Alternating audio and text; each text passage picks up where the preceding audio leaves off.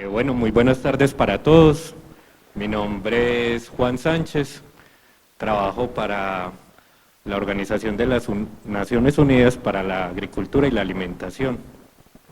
Antes de empezar, quiero pedir excusas en nombre de nuestro coordinador, Juan Fernando Zuluaga. Él ya estuvo en la mañana con ustedes, pero hoy también tenía un evento en la ciudad de Armenia, entonces se tuvo que desplazar para allá y yo irme como para acompañarlos un poco con este tema. Yo les cuento porque estamos hablando sobre los sistemas agroalimentarios y porque nos gustó tanto esta invitación que nos hicieron desde la personería. Actualmente la FAO está realizando un convenio con la Alcaldía de Medellín en la cual se busca realizar, gracias, comprender el sistema agroalimentario de la ciudad de Medellín, no solo desde el nivel teórico, desde los estudios pues académicos, sino también desde la acción. Entonces, como les estaba contando ahorita el gerente de corregimientos, ya hemos como comenzado unas etapas de aplicación de los proyectos que hemos realizado y digamos que en el marco del convenio que estamos haciendo actualmente, estamos enfocados en la construcción o en la elaboración de una política pública para el sistema agroalimentario. Entonces, empecemos. Listo. Ya. Bueno, esta es una frase de un economista argentino, la cual dice: los alimentos unen a las personas con un lugar, a una comunidad, forman parte de la construcción de identidades colectivas e individuales. ¿Por qué quisimos empezar con esta frase? Porque desde la visión que se tiene en la FAO, los alimentos no es solamente ese proceso de producir y consumir, sino que en los alimentos hay toda una serie de interacciones que se dan entre las personas que conforman una sociedad, las instituciones, las empresas, el sector privado, los transportadores, ¿cierto? Y finalmente, lo que queremos nosotros comprender o en lo que queremos nosotros incidir es en el funcionamiento de ese sistema de relaciones, que lo llamamos nosotros el sistema agroalimentario de la ciudad de Medellín.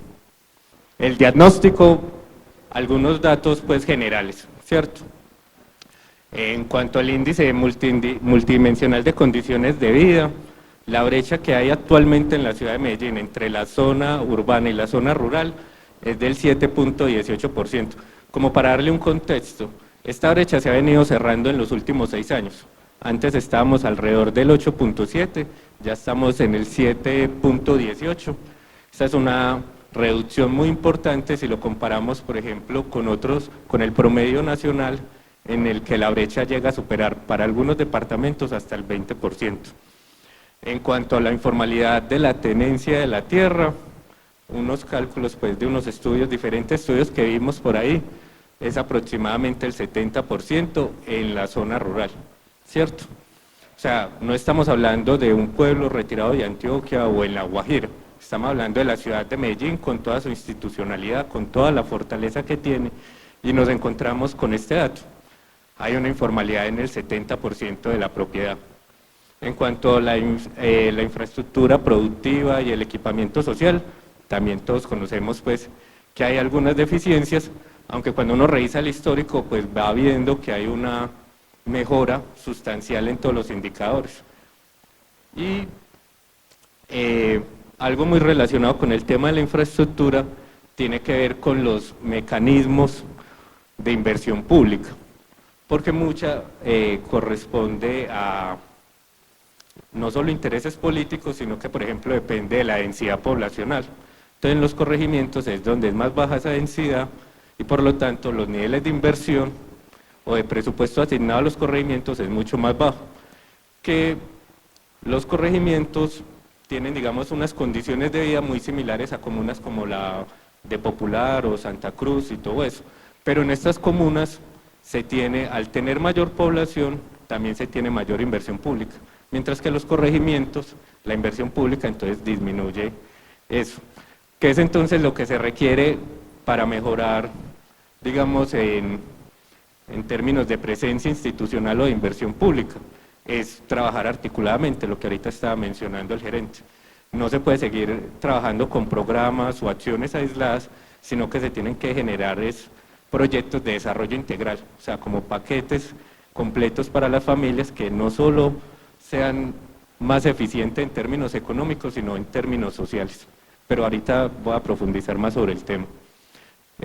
Igual sucede en los temas de salud y educación. Un dato que estábamos revisando y que nos llamó mucho la atención es que en términos de presencia de profesionales del área de la salud, menos del 1% de todos los profesionales del área de la salud que tiene la ciudad de Medellín se encuentran en los corregimientos. Y en términos de presencia de instituciones prestadoras de salud o hospitales y todo eso, el porcentaje está por debajo del 0.5%, ¿cierto? O sea, hay una concentración de estas actividades de la salud y la educación en el área urbana y hay un abandono en las áreas rurales. Y el caso, digamos, más dramático en el que uno lo puede observar es en el corregimiento de Palmitas. Palmitas, ustedes más o menos saben que quedó aislado de la ciudad con la creación del túnel de Occidente. Y digamos que en términos de justicia social no se corresponde que un habitante de Medellín, aunque pertenezca al corregimiento de Palmitas, en caso de tener una emergencia médica, requiere al menos 80.000 pesos para moverse hasta el corregimiento de San Cristóbal o la cabecera de Medellín para ser atendido, ¿cierto?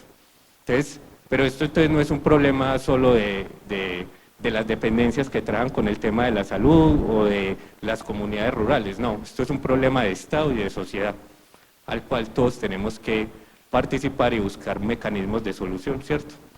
Uno de los mecanismos, y es como con ese objetivo, es a través de la formulación o adaptación de una política pública integral, ¿cierto? Pasar de esa dicotomía de que los temas de alimentos corresponden por allá a algo social y no tiene que ver con infraestructura, con educación, con salud, ¿cierto? Sino que todos tienen que trabajarse de manera integral, lo que ahorita pues mencionaba el gerente. Bueno, y ya el tema pues de inseguridad, desempleo e informalidad, que también son unas tasas por encima del promedio municipal, y el conflicto que se presenta tanto en el uso del suelo, ¿cierto?, como en el uso del agua o para consumo humano o para las actividades productivas, ¿cierto? Bueno, ese tema ya lo han trabajado casi todos, entonces va a pasar eso. Soy yo. Sí, bueno, este es como, digamos, una enumeración de las diferentes normas o instrumentos de planificación que tiene el país, el departamento, el municipio, para incidir en la ruralidad, ¿cierto?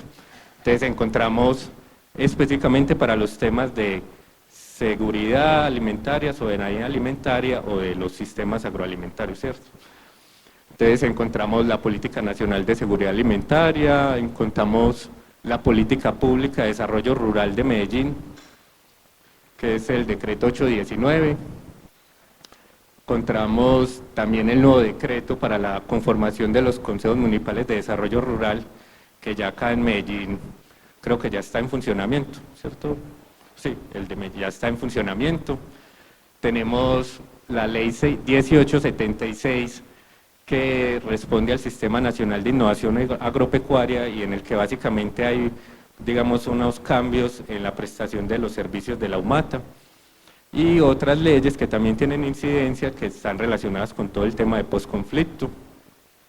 Y ya digamos como en un nivel, desde la planificación, encontramos lo del Plan de Ordenamiento Territorial de Medellín y el Plan de Desarrollo Municipal, en el cual uno sí encuentra que hay una corresponsabilidad entre las actividades, programas y proyectos que tienen cada uno de ellos, pero cuando entramos a profundizar en el tema rural, empezamos a encontrar los vacíos, ¿cierto?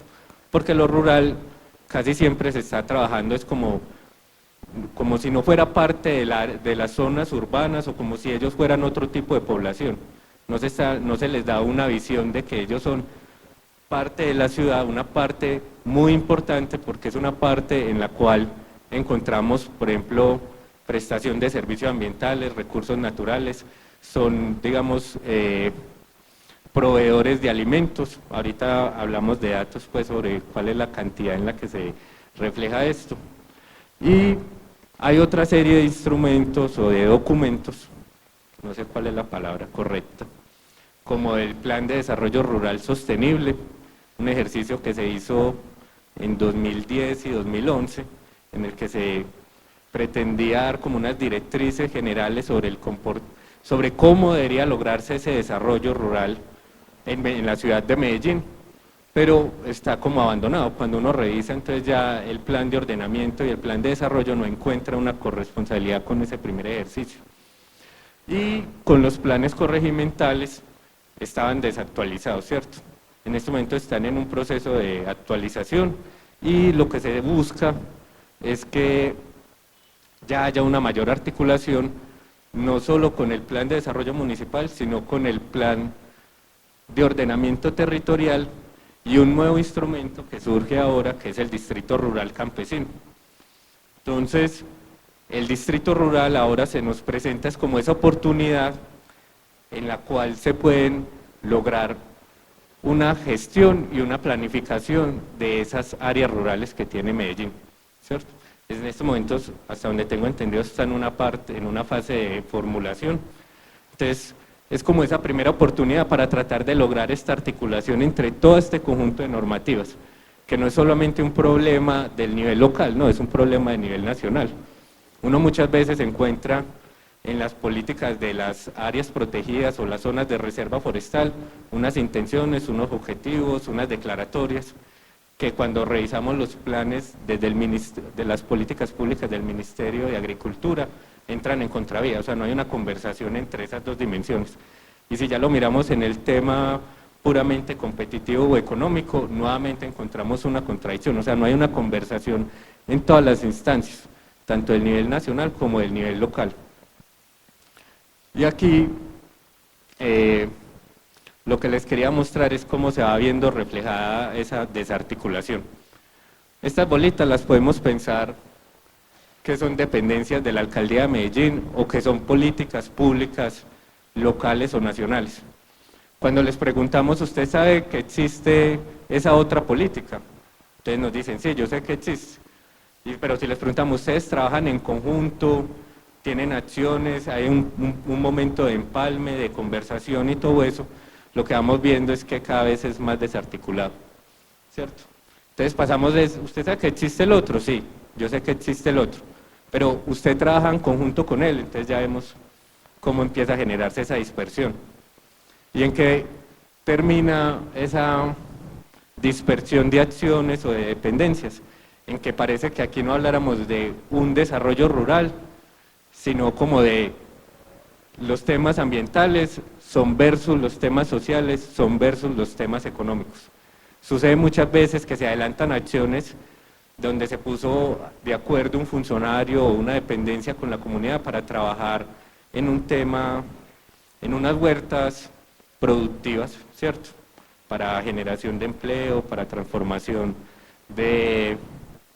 para vinculación de la mujer a actividades económicas y todo esto, pero no se habían hablado con áreas ambientales y entonces se tiene que tumbar el trabajo porque usted estaba trabajando en un área que estaba prohibida.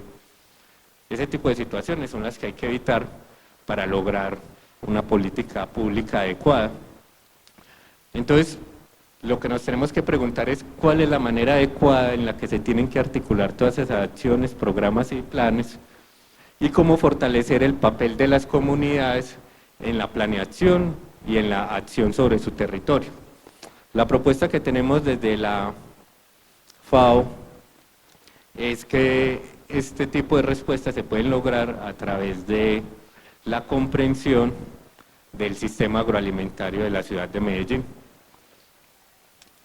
Y bueno, creo que esta gráfica ya la habían visto en la mañana. Lo que les queremos mostrar acá es que, esto es para alumbrar, sí.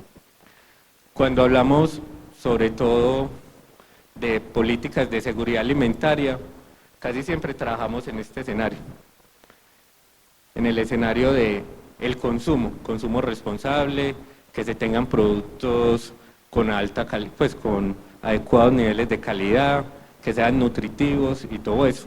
Pero dejamos a un lado todos los otros impactos o relaciones que se dan dentro de un sistema agroalimentario, que tiene que ver entonces con la normatividad, los temas de logística, el papel de las instituciones públicas, la relación entre el Estado y la sociedad civil, los efectos sobre los recursos naturales y los servicios ambientales. Entonces, cuando queremos enfrentarnos o queremos tratar de comprender ese sistema agroalimentario, tenemos que superar esa visión de que solamente nos encargamos del tema de garantizar que lleguen los alimentos a esas familias. Tenemos que superar esa visión y dar el salto a una comprensión mucho más integral del problema, ¿cierto? De lo que nos estamos enfrentando.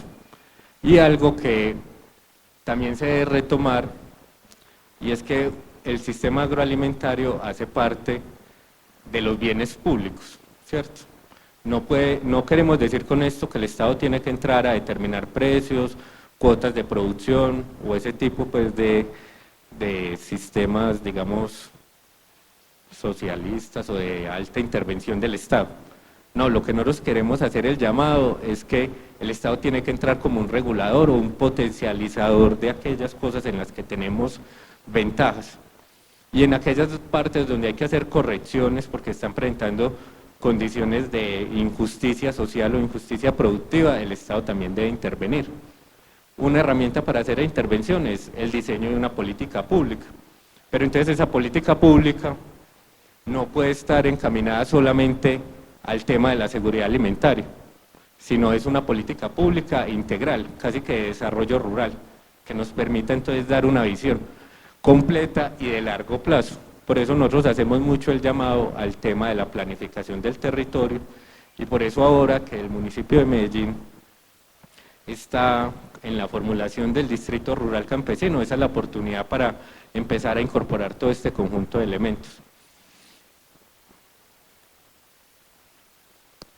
Entonces, aquí pues lo que les presento es como algunas de las relaciones que se dan entre los territorios urbanos y los rurales, o viéndolo digamos desde una visión más macro, es una visión entre la ciudad y la región, porque como lo habló ahorita Juan Zuluaga en las mañanas, Medellín y su área metropolitana es un demandante de recursos de todo el departamento, principalmente pues de 32 municipios. Entonces, esta planificación o estas políticas públicas adecuadas para un sistema agroalimentario también tienen que trascender a la ciudad de Medellín, porque el impacto de las decisiones o de las acciones que tiene Medellín impactan a otro conjunto de municipios y es ahí es donde se empiezan a generar esos desequilibrios territoriales. Y un tema que para nosotros es particularmente muy importante es el manejo de pérdidas y desperdicios de alimentos. Este tema es un fenómeno que no es solo de la ruralidad donde se produce, sino que se vive y todavía con mayor medida por la gran población en las áreas urbanas. No hay un adecuado manejo o gestión de esos residuos, cuando se podían dar unas relaciones de retroalimentación. Los residuos que se generan en las áreas urbanas pueden ser parte de los abonos o de sistemas de energía para las áreas rurales. Entonces vemos que hay siempre como una simbiosis o una dependencia entre un territorio y el otro. Por eso no podemos trabajar los desarticulados. Y finalmente está el tema del cambio climático. Es un tema que muchas veces cuando uno revisa esa normatividad y pone así el término cambio climático no aparece en ningún lado. Y ya ahora estamos viendo pues todos los estragos que están generando y que en el caso de Colombia y particular de Medellín no debemos estar tan inclinados a pensar en la mitigación del cambio climático, sino en la capacidad que se tienen que generar en los territorios para adaptarnos al cambio climático. Ese es el gran desafío que en realidad tiene Medellín. Las contribuciones de Colombia en el cambio climático son del 0,3% en términos de gases de efecto invernadero.